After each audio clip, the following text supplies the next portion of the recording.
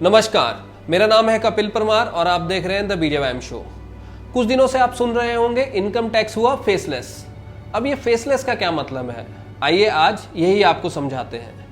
अंग्रेजों ने income tax बनाया भारत को लूटने के लिए।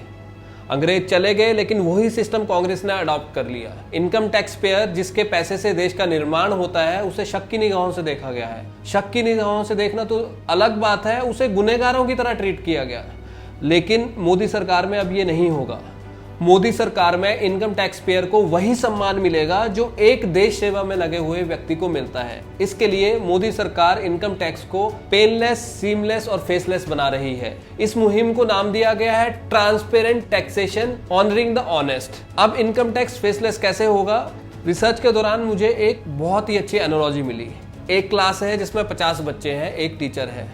अब टीचर पूरा साल बच्चों को पढ़ाता है। एक परसेप्शन फॉर्म होती है टीचर के मन में बच्चों के लिए थ्रू आउट द टाइम। 2 बच्चे हैं, एक बच्चे को लगता है कि टीचर का मैं फेवरेट नहीं हूँ, मुझे कम मार्क्स मिलेंगे। दूसरा बच्चा है, उसको लगता है मैं टीचर का फेवरेट हूँ, मुझे ज़्यादा मार्क्स मिलेंगे। परसेप्शन के आधार पे मार्क्स ना मिले, इसके लिए ही बोर्ड की परीक्षाएं होती हैं, जहाँ पर स्टूडेंट को इवेल्युएटर का पता नहीं होता है और इवेल्युएटर को स्टूडेंट का पता नहीं होता है। इसको बोलते हैं फेसलेस इवेल्युएशन। अब इनकम टैक्स में फेसलेस इवैल्यूएशन कैसे होगी? सबसे पहले तो आपको इनकम टैक्स ऑफिस के चक्कर नहीं काटने पड़ेंगे। दूसरा, लोकल लेवल पे असेसमेंट नहीं होगी। इस प्रक्रिया को प्रधानमंत्री नरेंद्र मोदी जी ने बहुत अच्छे तरीके से समझाया है, आइए देखते हैं। अब जैसे मुंबई के किसी टैक्स पेयर का रिटर्न से जुड़ा कोई मामला सामने आता है, तब इसकी छानबीन का जिम्मा मुंबई के अधिकारी के पास नहीं जाएगा, बल्कि संभव है कि वो चेन्नई चला जाए, गुवाहाटी चला जाए, रायपुर चला जाए, अहमदाबाद चला जाए।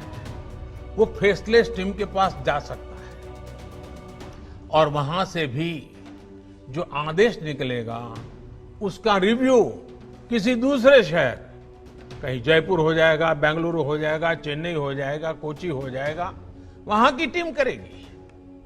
अब फेसलेस टीम कौन सी होगी, इसमें कौन होगा, ये भी कंप्यूटर रैंडमली तय करेगा।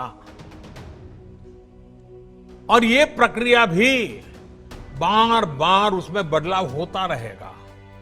साथियों, इस सिस्टम से करदाता और इनकम टैक्स दफ्तर को जान पहचान बनाने का, प्रभाव और दबाव का मौका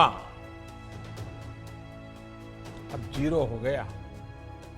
तो अब ये तो सुनिश्चित हो गया कि पहचान के आधार पर गड़बड़ नहीं होगी। लेकिन अगर गड़बड़ किसी गलती की वजह से हो जाए और करदाता को लगे कि कुछ गड़बड़ हुई है, तो अब अपील भी फेसलेस होगी।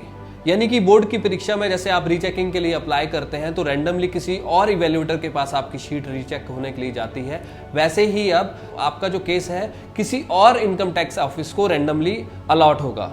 अब आप पूछेंगे ये रैंडम एलोकेशन होगी कैसे? ये रैंडम एलोकेशन होगी कंप्यूटर्स के जरिए, टेक्नोलॉजी के जरिए, जिसमें डेटा एनालिसिस का यूज किया जाएगा, साथ में आर्टिफिशियल इंटेलिजेंस का यूज किया जाएगा।